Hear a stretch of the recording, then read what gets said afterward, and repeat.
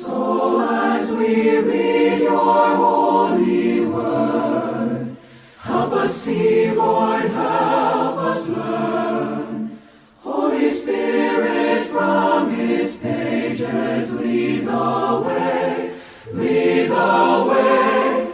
Come and rouse our stubborn will. Lord, make our hearts and souls be still. As we read your word, may we heed it and obey. 자, 오늘 보실 하나님의 말씀 시편 107편 19절에서 20절까지입니다. 그때에 그들이 고난 중에 주께 부르짖음에 그분께서 그들의 고통에서 그들을 구원하시되 자신의 말씀을 보내어 그들을 고치시며 멸망들에서 그들을 건지셨도다. 오늘 저는 말씀을 보내사 고치시고 건지셨도다라는 제목으로 말씀을 선포하고자 합니다. 저는 오늘 이 주제와 관련해서 말씀을 선포하기 전에 여러분들에게 신앙의 본질적인 부분에 대해서 몇 가지 질문을 드리고자 합니다. 하나님은 실제로 존재하십니까? 네. 나는 정말 그렇게 믿고 있습니까? 네.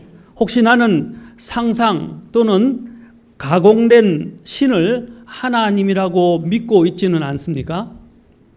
내가 믿는 하나님은 정말 실존하시는가요? 내가 믿는 하나님은 정말 살아계신 하나님이십니까? 내가 믿는 하나님께서 살아계신 하나님이라고 믿는다고 한다면 그분은 정말로 전지전능하신 분이십니까? 그리고 무소부재하신 분이십니까? 나는 그분이 전지전능하신 분이라고 무소부재하신 분이라고 의심의 여지 없이 정말 그렇게 실제로 믿고 있는 것입니까? 아니면 그렇게 믿고 싶은 것입니까? 전자와 후자는 정말 다른 것입니다. 진짜 그렇게 믿는 것과 믿고 싶은 것은 다른 거예요. 오늘 저와 여러분이 이 본질적인 질문에 답을 해야 한다고 믿습니다.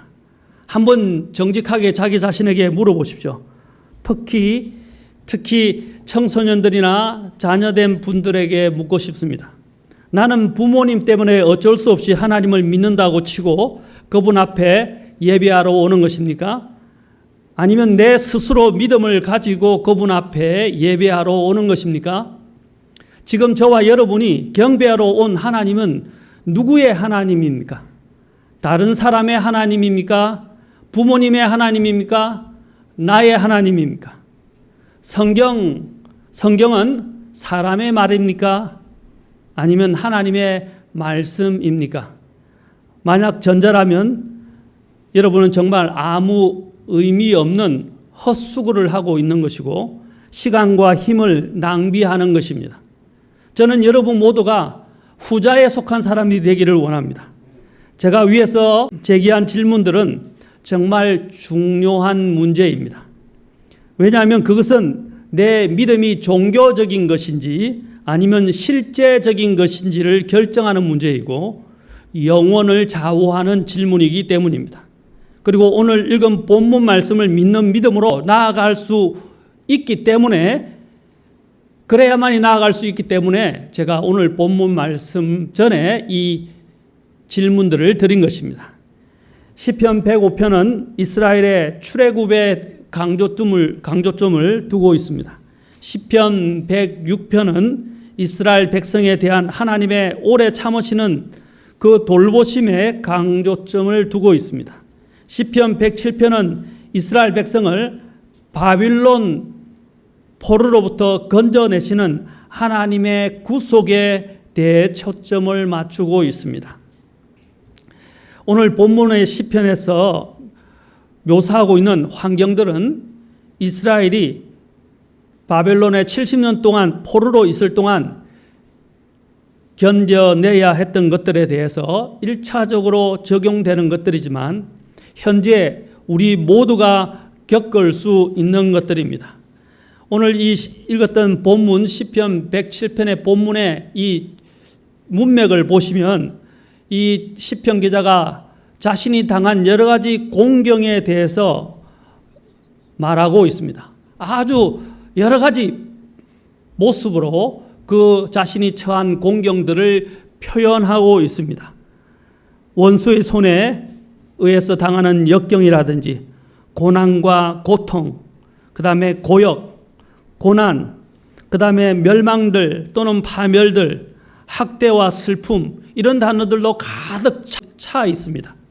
시편 기자는 우리에게 이 주님의 선하심과 영원한 긍휼에 대해 감사하라고 권면하는 것으로 오늘 이 시편을 시작하고 있습니다. 제일 먼저 어떻게 시작합니까? 오 주께 감사하라. 그분은 선하시며 그분의 긍휼은 영원하도다 라고 시작을 하면서 아까 그런 자신이 처한 공경들을 표현하고 있습니다.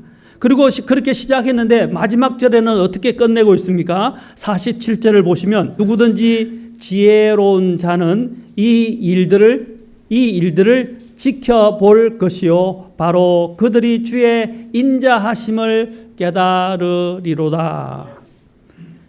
그것은 뭘 말하냐면 처음에는 하나님께 대한 이 하나님의 행하신 것들에 특히 선하심과 영원한 긍휼에 대해서 감사하라고 권하면서 시작하지만 마지막에는 바로 지혜롭게 다른 사람들의 실패와 실수로부터 특히 이스라엘 백성이 공경에 처했던 그 이유들이 있습니다. 그것들을 통해서 그 실패와 실수들을 통해서 배우라라고 권하고 있는 것입니다. 우리도 마찬가지로 우리의 삶에 이런 있었던 성경의 역사들을 통해서 우리는 경고와 교훈을 받아야 되고 배워야 합니다. 마찬가지로 우리 또 주변에서 일어나고 있는 많은 여러 가지 역경들을 견뎌내면서 또 그 안에서 고통을 당하고 신음하는 그 분들의 상황과 배경들을 보면서 우리는 교훈을 얻어야 되고 배워야 합니다. 성경의 기록은 특히 구약의 기록은 말세를 당한 마지막 때를 당한 우리들에게 바로 경고를 위해서 또 교훈을 위해서 또 배움을 위해서 또 위로를 위해서 기록되었다는 사실을 기억해야 합니다. 시편 여기에 107편에 보면 4절부터 9절에서는 이 시편 기자가 길을 잃었다고 말하고 있습니다. 10절부터 16절에서는 자유를 잃어버렸습니다. 17절부터 22절을 보면 건강을 잃었다고 말합니다. 23절부터 32절을 보면 소망을 잃어버렸습니다. 33절부터 44절 보면 그들의 본향과 집을 잃어버렸다고 말합니다. 모든 것들을 거의 잃어버린 것 같습니다. 욥처럼 모든 것을 잃어버리는 것과 같은 그러한 심정을 이 시편 기자가 토로하고 있다는 사실입니다. 이것이 이 시편 기자가 처한 공경이었습니다.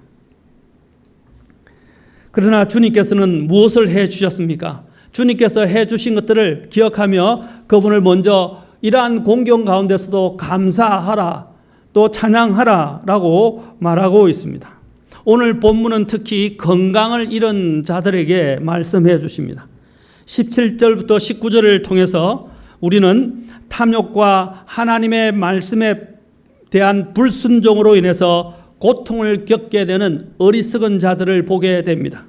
그들은 죽은 자들이 가는 사망의 문들 가까이에 이르기까지 도달했다고 말하고 있습니다. 자, 18절을 보십시오. 18절을 보시면 어디 있어요? 그들의 혼이 온갖 종류의 음식물을 몹시 싫어하며 그들이 사망의 문들에 가까이 이르느니라 라고 말씀하고 있습니다. 죄가 이 이스라엘 왕국을 죽음으로 몰아넣었습니다. 여러분, 우리 주변에 여러 가지 의사들도 많이 있습니다. 또 심지어는 이 경제를 고치는 의사들, 또 정치를 또 새롭게 하고자 하는 또한 사람들, 또 심지어는 우리의 신체를 또 고치는 사람들, 그래서 환자를 치료하기 위해서 최선의 노력을 다하지만 그러나 그들이 뻗칠 수 있는 손은 한계가 있다는 사실입니다. 그들이 그렇게 노력함에도 불구하고 과학이 발달하고 의학이 발달하고 또 생명이 조금 연장되는 것처럼 보이지만 그러나 점점 사회는 점점 더 병들어가고 더 죽어가고 있다는 사실입니다. 문제의 근원에는 무엇이 있는 것입니까? 문제의 근원에는 무엇이 있는 것입니까? 그들은 이 사실을 간과하고 있습니다. 지금은 유토피아를 사람들이 꿈꾸고 있지만 유토피아가 아니라 디스토피아로 나아가고 있다는 사실입니다. 지상 낙원을 꿈꾸고 있지만 지상 낙원이 아니라 완전 최악의 상황으로 지금 치닫고 있습니다. 이 세상에는 소망이 없습니다. 이 세상에는 치료책이 없습니다. 어떤 의사도 경제 의사든 정치 의사든 또한 우리의 신체적 의사든 우리의 이러한 근원적인 문제들을 해결할 수 없다는 것입니다. 문제의 근원에는 뭐가 있는 것입니까? 바로 죄가 있다는 사실을 알아야 합니다. 이스라엘 백성이 처한 이 공경도 무엇 때문에 일어난 것입니까? 죄와 불순종 때문에 일어난 것입니다. 우리가 인간이 당하는 이런 모든 노병사도 다 죄 때문에 일어난 문제입니다. 사람들은 이야기합니다. 지금은 의학 기술이 발전해서 암도 많이 정복하고 많은 것들도 정복하고 사람들의 수명이 점점 평균 수명이 연장되지 않습니까? 고작 몇 년 연장된다고 해서 그것이 연장된다고 할 수 있습니까? 자기의 생명이 좀 길어졌다고 해서 다른 사람들은 죽어가고 있는 것을 모르십니까? 지금 또 여러 가지 질병과 역병들이 돌아서 많은 사람들이 죽어가고 있는 것을 모르십니까? 자기가 좀 오래 살면 다른 사람도 오래 산다고 생각합니다. 자기가 좀 나아지면 다른 사람도 그렇다고 착각합니다. 아닙니다. 우리가 모르는 사이에 죽어가고 고통을 당하는 사람들도 많이 있다는 것입니다. 왜 사회가 이렇게 병들어가고 왜 우리가 더 많은 질병들에 의해서 고통을 당하게 됩니까? 그것은 우리가 가지고 있는 본질적인 문제인 죄 때문입니다. 그 의사들도 그 누구도 이것을 제대로 진단하거나 처방하지 못하고 있습니다. 그러나 성경은 하나님의 말씀은 이것을 우리에게 정확하게 처방하고 진단해 주고 있다는 것입니다. 그러면 이러한 역경 가운데 처했을 때 이 이스라엘 백성들은 무엇을 했습니까? 하나님께 부르짖었다는 사실입니다. 주님께서는 그들의 부르짖음을 들으시고 그 사망의 문들 앞에서 그들을 멈춰 세우시고 다시 그들이 살아나도록 허락해 주셔서 바빌론 70년 포로로부터 해방되게 해 주셨습니다. 이러한 복을 받을 만한 자격이 없는 자들이었지만 주님께서는 긍휼을 베풀어 주셔서 그들을 살려 주셨던 것입니다. 그래서 시편 기자 107편에서는 1절 보십시오. 오 주께 감사하라. 그분은 선하시며 그분의 긍휼은 영원하도다라고 선언하고 있는 것입니다. 성경에서 질병은 종종 죄와 그 고통스러운 결과에 대해서 묘사하는 것으로 사용되지만 모든 질병이 죄의 결과는 아닙니다. 그러나 우리 근원적으로 우리가 죽게 된 이유는 무엇입니까? 고통을 당하게 된 이유가 무엇 때문입니까? 근원적인 문제는 바로 이 죄로 인해서 하나님과 단절됐기 때문입니다. 그러나 주님께서는 그분께 부르짖고 회개하는 자들을 주님께서는 능히 완전히 영원히 고치실 수 있는 분이시라는 것을 이 시편 기자가 말씀하고 있습니다. 그래서 그들은 이 하나님이 행하신 것들로 인해서 그분을 찬양하고 그분을 노래하고 감사의 희생을 드리는 것이 마땅하다고 지금 선언하고 있는 것입니다. 오늘 여기서 우리가 특별히 주목해야 할 부분이 무엇이냐? 오늘 본문을 잘 보십시오. 본문에서 특별히 주목해야 될 부분이 무엇이냐? 바로 하나님의 말씀이라는 것입니다. 20절에 보십시오. 자신의 말씀을 어떻게 했다고요? 보내어 어떻게 해주셨다고요? 그들을 고치시고 멸망들에서 그들을 건지셨도다. 저와 여러분이 오늘 이 하나님의 말씀에 초점을 맞추기를 원합니다. 여러분, 하나님의 말씀은 놀라운 권능을 갖고 있습니다. 오늘 여기서 보면 하나님께서 자신의 말씀을 마치 사절을 보내는 것처럼, 대사를 보내는 것처럼, 사람을 보내는 것처럼 말씀을 보내셨다라고 말씀하셨어요. 그 보내진 말씀이 그들을 어떻게 했다고 말하고 있습니까? 고쳐주셨다라고 말하고 있습니다. 그리고 그들을 건져주셨다고 말하고 있습니다. 사람들은요, 죄가 우리들을 이렇게 사지로 우리를 완전히 공경과 궁지로 몰아넣었다는 사실을 깨달으려 하지 않습니다. 우리는 그 사실을 깨달아야 합니다. 우리는 이 죄의 역병, 이 죄라는 이 암으로부터 우리는 치료받을 수 있는 사람은 아무도 없습니다. 그것은 반드시 죽음을 가져옵니다. 그러나 이 죽음을 가져오는 이 죄라는 치명적인 이 질병으로부터 우리를 고쳐주시고 우리를 건져주시고 우리를 완전히 깨끗게 해주실 수 있는 유일한 분은 하나님이시며 그분의 말씀이라는 사실을 우리는 인지해야 합니다. 오늘 이 이스라엘 백성들은 완전히 죽기까지 이르렀습니다. 민족은 멸망 직전에 이르렀습니다. 실제로 그들의 주변에 있는 열강들에 의해서 이미 죽은 것으로 사실은 선언되었습니다. 북왕국 이스라엘은 아시리아에 의해서 BC 722년에 멸망을 당하고 남왕국 유다는 BC 606년경에 완전히 멸망을 당해서 70년 동안 바빌론 포로로 끌려갔었습니다.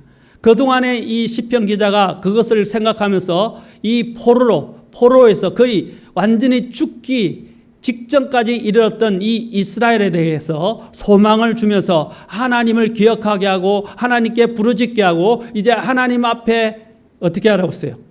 하나님의 선하심과 영원하신 긍휼로 인해서 찬양을 하라고 찬양하며 감사하라고 말씀을 하고 있습니다.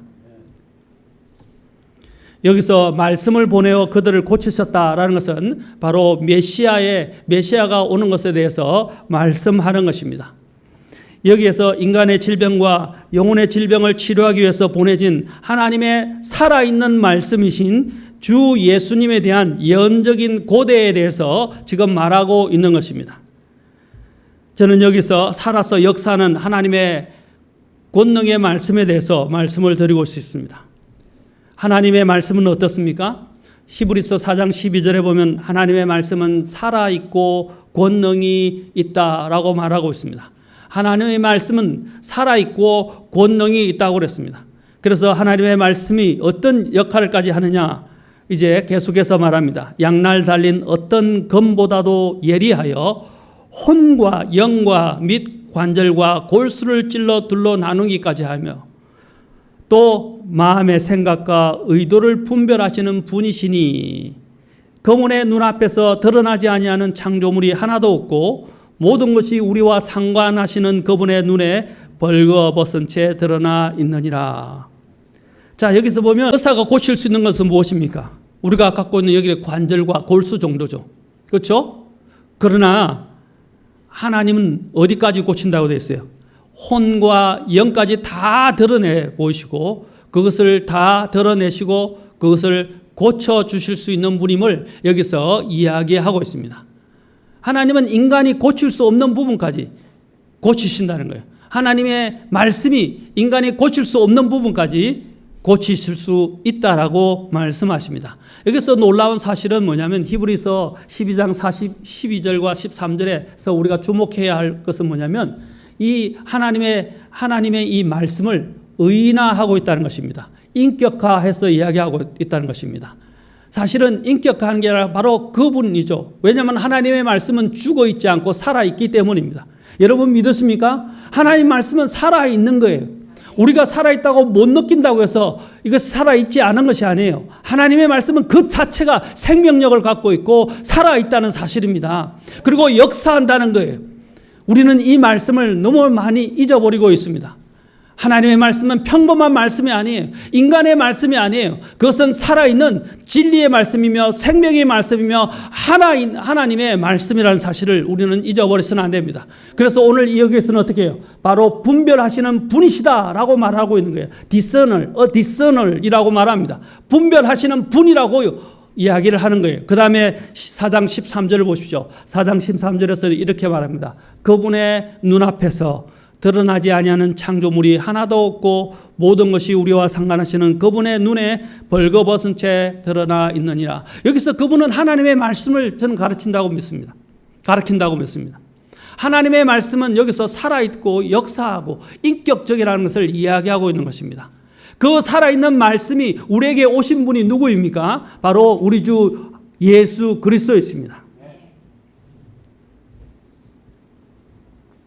여러분 성경에서는 하나님의 말씀을 인격화해서 우리에게 말씀해 주는 것들이 너무 많이 있습니다. 대표적으로 요한복음 7장 42절에 보면 예수님께서 이렇게 말씀하셨어요. 성경 기록이 이르기를 말하고 있어요. 누가 이른다고 말하고 있어요? 예, 하나님이라고 하지 않고 성경 기록이 말한다라고 말하고 있어요. 성경 기록이 이르기를이라고 말하고 있어요.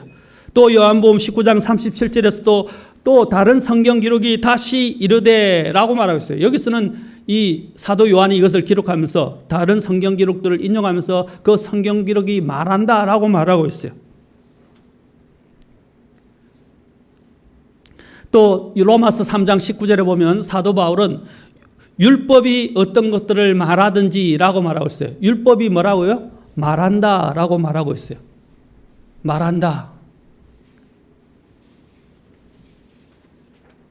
로마서 4장 3절에서는 성경 기록이 뭐라 말하느냐라고 말하고 있어요.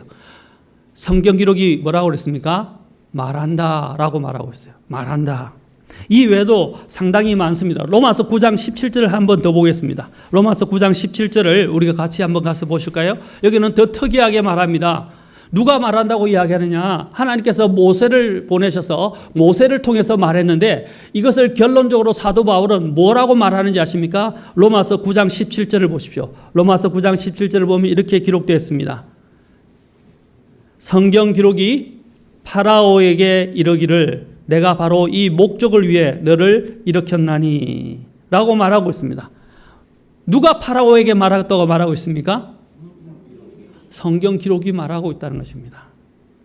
지금 이것은 뭘 말하는 것입니까? 하나님의 말씀은 살아서 역사한다는 것을 말해주는 것입니다. 그리고 하나님의 말씀은 인격적이라는 것을 여기서 말하고 있습니다.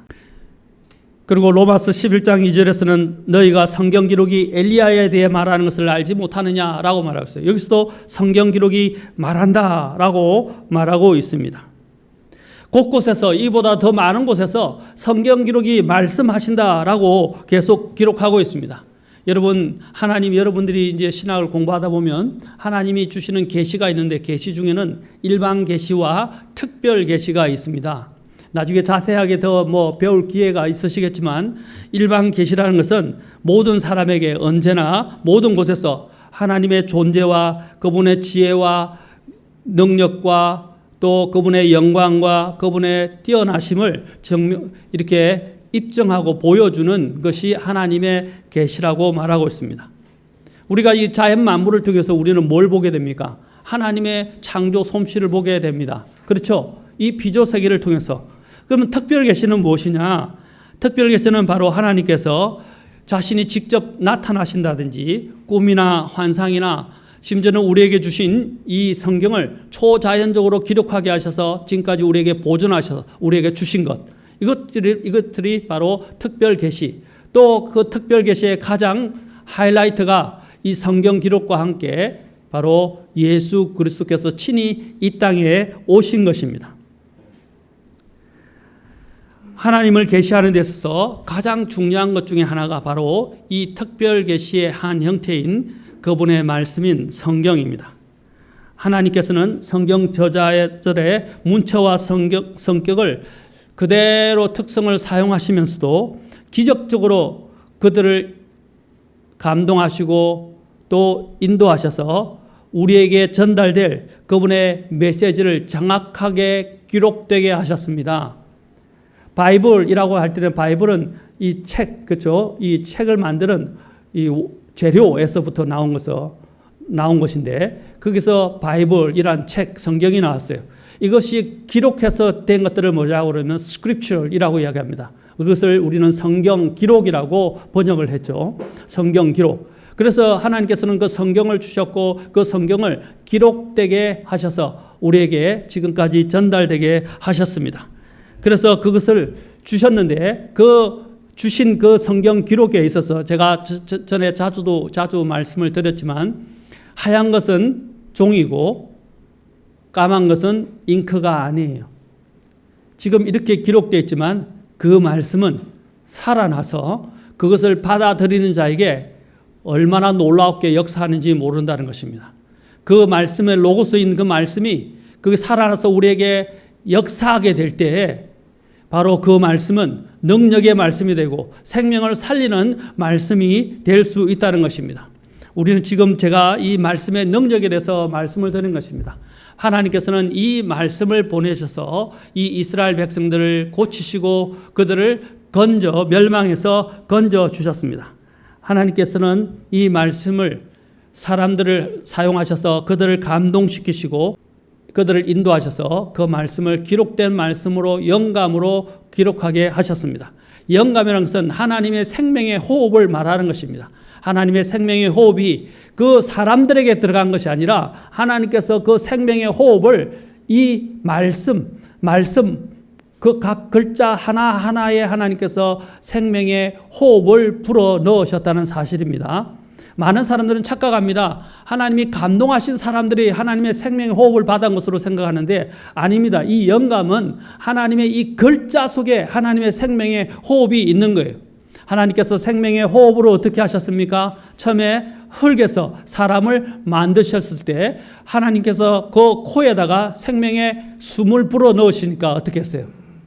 그것이 살아있는 혼이 되었습니다. 마찬가지로 하나님께서는 그 생명의 호흡, 생명의 숨을 어디다 불어 넣으신 것입니까? 이 성경 글자 하나하나에 하나님께서 불어 넣으신 것입니다. 그걸 믿지 않는다면 이 생명의 호흡은 전혀 나와 무관한 것입니다. 여러분, 숨을 쉬지 못한 사람들에게 산소 호흡기를 대잖아요. 그렇죠? 산소 호흡기를 대야 살지 않습니까? 공기를 마셔야 되지 않습니까? 진공 상태에 들어가거나 물에 빠진 사람들은 어떻게 해요? 공기가 없기 때문에 죽는 것입니다. 그러나 그들에게 공기를 주면 어떻게 해요? 다시 살아나는 것이죠. 바로 이 하나님의 말씀은 우리에게 이 생명의 호흡과 같은 것입니다. 우리에게 주는 생명의 호흡처럼 생명의 숨결을 하나님께서 이 말씀을 통해서 주시는 것입니다. 그래서 사람들은 그냥 살아가는 존재가 아니에요. 사람들은 이 하나님의 말씀 없이는 살아갈 수가 없다는 사실입니다. 하나님께서는 이 하나님의 말씀을 통해서 우리가 고침을 받기를 원하고 이 말씀을 통해서 우리는 이 여러 가지 우리의 공경들로부터 구원받기를 원하시며 또 하나님의 말씀을 통해서 풍성한 삶을 누리기를 원하십니다. 하나님께서는 이 특별 계시의 완성으로서 바로 하나님의 말씀이신 예수 그리스도를 우리에게 보내주셨습니다. 말씀이신 하나님께서 육체를 입고 이 땅에 오셨습니다. 그래서 요한복음이 뭘 선언하고 있는 것입니까? 자, 요한복음으로 가서 보겠습니다. 요한복음 1장 1절에 보면 이렇게 말씀하십니다.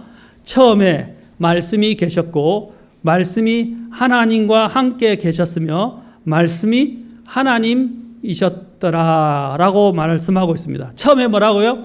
말씀이 계셨다라고 말씀하고 있습니다. 그 말씀이 또한 하나님과 함께 계셨고 그 말씀이 하나님이셨다라고 말하고 있어요. 자, 모든 것들이 시작되기 전에 뭐가 먼저 있었다고 말씀하고 있어요? 말씀이 있었다고 그랬어요. 그런데 그 말씀이 어떻게 해요? 바로 하나님이라고 말씀하시고 그 말씀이신 하나님이 어떻게 하셨어요? 1장에 보면 그 말씀이신 하나님께서 1장 14절을 보십시오. 같이 읽겠습니다. 1장 14절 시작.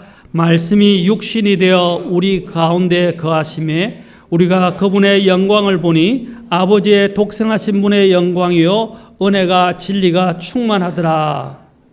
말씀이 어떻게 되었다고 그랬어요? 예, 육신이 되었다고 그랬어요. 이게 성육신이라고 우리가 말하죠. 바로 말씀 하나님께서 이 땅에 육체를 입고 이 땅에 오신 거예요. 그 말씀은 무엇입니까? 살아있다는 것입니다. 그 말씀은 무엇입니까? 하나님이시라는 것입니다.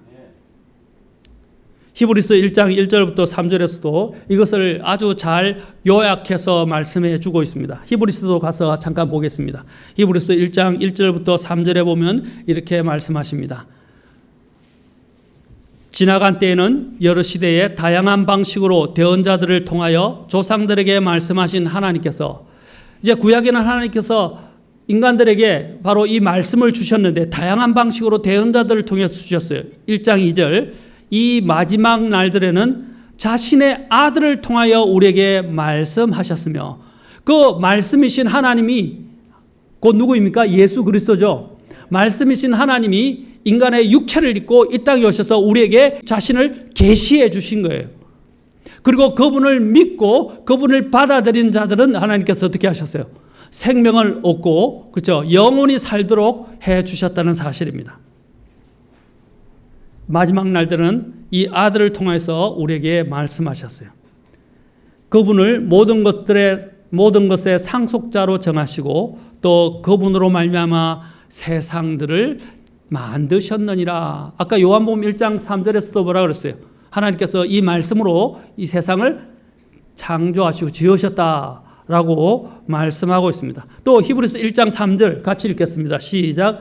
하나님의 영광의 광채시요 그분 자체의 정확한 형상이시며 자신의 권능의 말씀으로 모든 것을 떠받치시는 이 아들께서는 친히 우리의 죄들을 정결하게 하신 뒤에 높은 곳에 계신 존엄하신 분의 오른편에 앉으셨느니라.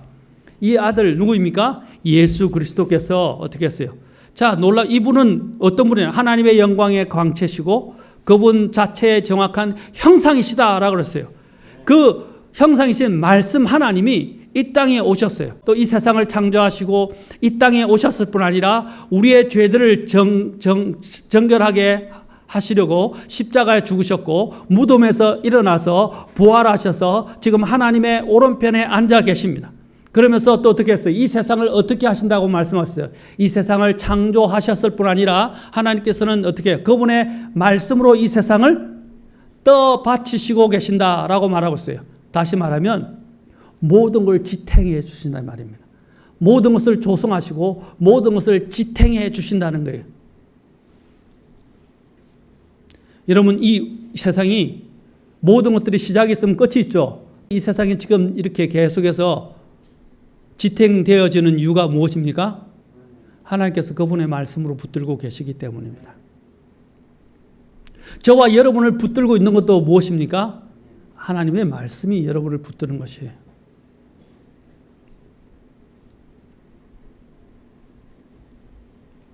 하나님께서는 우리와 하나가 되시고 우리를 위한 본이 되시고 우리를 또한 가르치시고 우리에게 자신을 계시하시기 위해서 우리에게 구원을 베푸시기 위해서 영원하신 하나님의 말씀이신 그분을 육체를 입고 이 땅에 보내셔서 종의 모습으로 삼으시고 십자가에 죽게 해주셨습니다.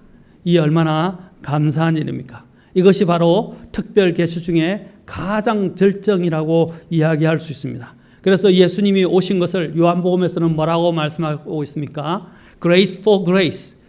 바로 은혜를 대체하는 은혜라고 되어 있는데 이것은 어떤 때는 은혜 위에 은혜, 어떤 때는 은혜 위에 더해지는 은혜, 어떤 때는 또 은혜로 인한 은혜라고 해석되어집니다. 바로 하나님께서는 이 은혜의 가장 최고의 절정인 다른 모든 은혜를 다 대체하고 그것들을 다 망라하고 그것들을 모두 다 총체적으로 해서 더 넘치게 해주시는 은혜이신 예수 그리스도를 주셨다고 말씀하고 있습니다. 바로 예수님은 은혜 위에 은혜를 대체하는 은혜, 은혜로 인한 은혜라고 말씀할 수 있습니다. 하나님께서는 이것을 주셨습니다. 우리가 하나님은 아까 제가 처음에 서두에 하나님은 어떤 분이신가, 하나님은 정말 존재하시는가, 하나님은 정말 전지전능하시는가, 그분을 내가 믿는가라고 질문을 드렸습니다. 그런데 이것에 대한 가장 바른 인식과 개념은 어디에서 오는 것입니까? 하나님의 말씀에서 오는 것입니다. 우리가 어떻게 하나님을 압니까? 하나님을 어떻게 알아요? 꿈을 통해서? 환상을 통해서? 어떤 특별한 체험이나 기적을 통해서? 아닙니다. 가장 확실한 것은 바로 하나님의 말씀을 통해서 하나님을 아는 것입니다. 여러분 이 자리에서 오늘 여러분들이 하나님을 제대로 배우기 위해서 또 하나님을 알기 위해서 무엇을 듣는 것입니까? 바로 하나님의 말씀을 듣는 것입니다. 하나님의 말씀만이 하나님이 누구이신가를 가장 정확하게, 가장 확실하게, 분명하게 우리에게 말씀해 주시는 것입니다. 하나님께서는 말씀을 보내셔서 말씀을 통해서 자신을 계시하시고 우리 안에 자기 자신에 대해서 알려주십니다. 말씀을 통하지 않고 하나님을 알 수 없습니다. 하나님을 믿는 방법은 전혀 말씀 외에는 없습니다. 하나님은 말씀을 통해서 우리에게 믿음을 주시고 우리를 구원하십니다. 하나님은 사랑이시지만 우리가 잘 알듯이 사랑이 하나님은 아닙니다. 하나님은 빛이라고 이야기하지만 빛이 하나님은 아닙니다. 그러나 하나님은 뭐라고 그랬어요? 말씀은 하나님이라고 그랬죠. 그런데 또한 하나님은 말씀이시다라고 이야기를 합니다. 말씀과 하나님은 동일하게 지금 이야기되어지고 있다는 것입니다. 다른 것들은 동일하게 취급되잖아요. 하나님은 사랑이지만 사랑은 하나님이 아니에요. 그러나 하나님은 말씀이지만 말씀은 하나님이십니다. 아멘. 하나님과 동격화되어 있다는 것을 알아야 하는 것입니다. 특히 가장 대표적으로 시편 138편을 보십시오. 시편 138편에 보면 하나님께서 어떻게 했다고 말씀하고 있습니까? 시편 138편 같이 읽겠습니다. 놀라운 말씀을 여기서 선언해 주고 있어요. 시편 138편 2절 같이 읽겠습니다. 시작. 내가 주의 거룩한 전을 향해 경배하며 주의 인자심과 주의 진리로 인하여 주의 이름을 찬양하리니 주께서 주의 말씀을 주의 모든 이름 위로 크게 하셨나이다. 보십시오. 하나님의 말씀은, 하나님의 이름은 하나님과 동등하게 취급되죠. 맞습니까?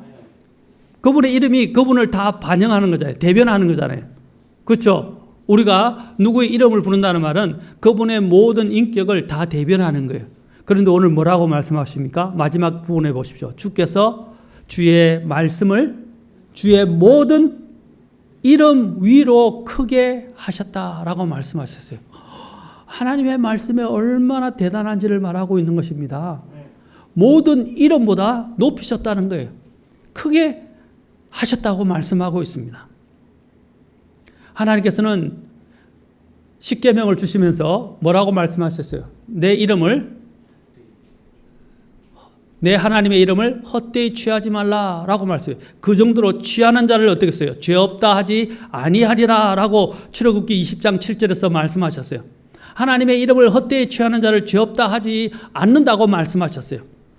하나님께서는 이렇게까지 자신의 이름을 굉장히 소중히 여기십니다.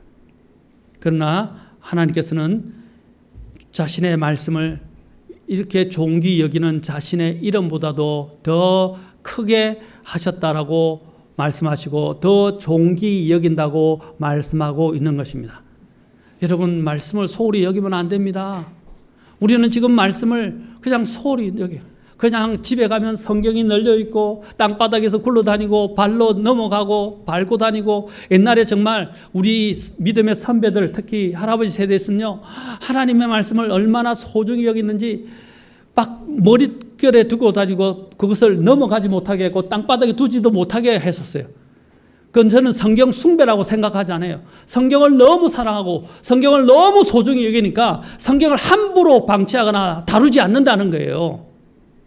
그래서 늘 머리 곁에 가까이 아니면 가슴에 두고 가슴 곁에 두고 이렇게 잠을 자거나 이렇게 다루었다는 거예요. 그런데 오늘 보십시오. 오늘 성경이 그냥 온 천지에 그냥 굴러다니고 먼지가 수북히 쌓이고 성경은 그냥 일반 다른 책들보다 더 못한 책이 되었어요. 하나님께서 그렇게 하라고 말씀을 주시지 않으셨어요. 다른 곳에서는 성경이 없어서 성경을 구하려고 목숨을 걸고 성경을 읽으려고 눈을 피하여 밤에 몰래 후레쉬를 이불을 뒤집어 쓰고 몰래 후레쉬를 펴서 성경을 읽어가면서 눈물을 흘리면서 하는 그런 북한 사람들과 중국 사람들과 모슬렘 사람들도 있어요. 우리는 하나님의 말씀을 어떻게 보내고 있습니까? 하나님의 말씀이 이렇게 소중하다는 거예요. 하나님의 이 말씀의 능력을 한번 우리가 생각해 봅시다. 하나님께서는 그의 모든 일을 이 말씀을 보내심으로써 행하십니다. 창조 때부터 하나님께서는 말씀을 보내셨고 그 말씀으로 그분의 일을 하고 계시고 그분의 뜻과 계획을 이루어 가시는 것입니다. 하나님께서는 이 세상을 무엇으로 창조하셨어요? 하나님의 말씀으로 창조하셨어요. 성경의 창세기 1장 1절은 처음에 하나님께서 하늘과 땅을 창조하시니라 라고 말씀하셨어요. 그런데 놀랍게도 요한복음 1장 1절에 보면 하나님께서 어떻게 처음에 말씀이 계셨다 그랬어요. 자, 처음에 하나님께서 계셨다고 말하고 있는데 요한복음에서는 뭐라고 했어요? 처음에 말씀이 계셨다라고 말씀하셨어요. 그리고 처음에 하나님께서 창조하실 때 어떻게 했어요? 빛이 있으라라고 하나님께서 명령하시자 빛이 있었습니다. 그런 마찬가지로 하나님께서 요한복음 또 1장에서도 그랬어요. 그 말씀으로 이 세상을 지으셨다라고 말씀하고 있어요. 하나님께서는 그 말씀으로 이 세상을 지으셨습니다. 아까 히브리서 1장에서는 그 말씀으로 이 세상을 또 어떻게 해요? 창조하셨을 뿐 아니라 지탱하고 계신다고 말씀하고 있습니다. 떠받치고 계신다는 것입니다.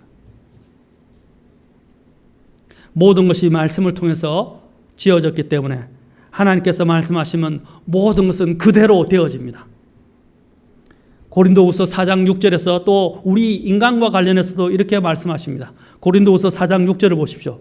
고린도후서 4장 6절. 4장 6절에 보면 빛에게 명령하사 어둠 속에서 빛을 비추게 하신, 이것이 뭐냐면 하나님의 창조 역사를 이야기하는 것입니다. 빛에게 어떻게 했어요? 말씀으로 명령하셨다는 거예요.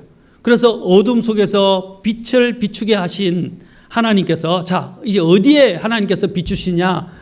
우리의 마음의 빛을 비추사 예수 그리스도의 얼굴에 있는 하나님의 영광을 아는 빛을 주셨느니라.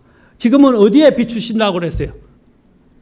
예, 어두운 세상에 처음에 비추셔서 이 세상에 빛을 창조하신 하나님께서 이제는 우리의 이 어두운 마음에 하나님께서 빛을 주셔서 이제 예수 그리스도의 얼굴에 있는 하나님의 영광을 아는 빛을 주셨다고 말하고 있습니다. 예수 그리스도께서는 생명을 주는 빛이십니다. 그 빛으로 오셨다는 것입니다. 성경을 읽고 설교를 듣는 것은 그냥 읽고 듣는 것이 아니라 하나님의 말씀으로 모든 것을 지으신 하나님께서 바로 저와 여러분 안에 사시는 것입니다. 그것이 하나님이 일하시는 방식입니다. 그 말씀을 내가 어떻게 받아들이냐에 따라서 내 삶이 달라지는 거예요. 내 삶이 달라지는 거예요.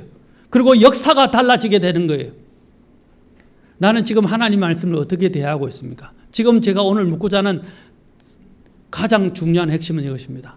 나는 하나님의 말씀을 어떻게 보고 있고 어떻게 대하고 있고 어떻게 받아들이고 있느냐는 것입니다. 내게는 하나님의 말씀 소중합니까?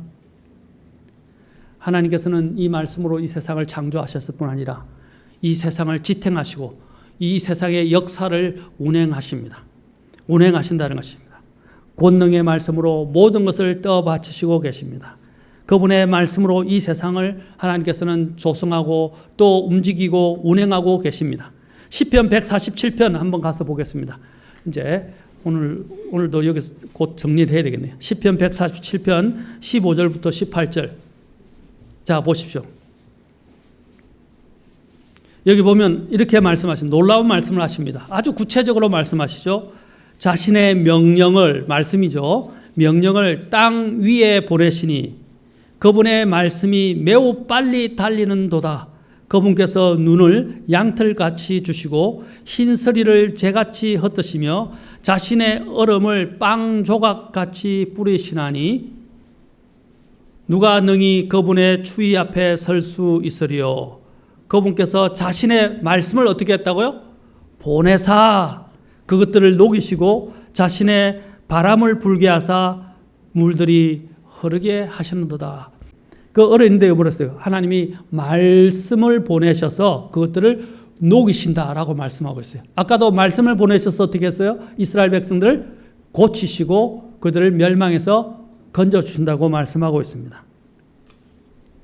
바로 하나님께서 말씀을 통해서 역사하시는 거예요. 또 이사야서 55장 10절과 11절에서도 하나님께서 이 말씀을 묘사하시면서 비와 눈이 하늘에서 내려와 거기로 되돌아가지 아니하고 땅을 적셔서 땅이 열매를 맺게 하고 싹을 내게 하여 씨 뿌린 자에게 씨를 주고 먹는 자에게 빵을 주게 하는 것 같이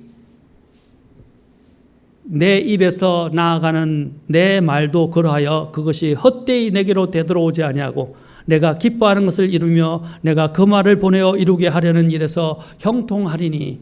하나님의 입에서 나오는 것도 어떻게 한다고 그랬어요? 헛되이 돌아오지 않는다는 거죠. 그 말씀이 나가면 어떻게 해요? 그 말씀이 이루어지고 그것이 성취되고, 그렇죠? 형통하게 성취되고 난 다음에 돌아온다는 거예요.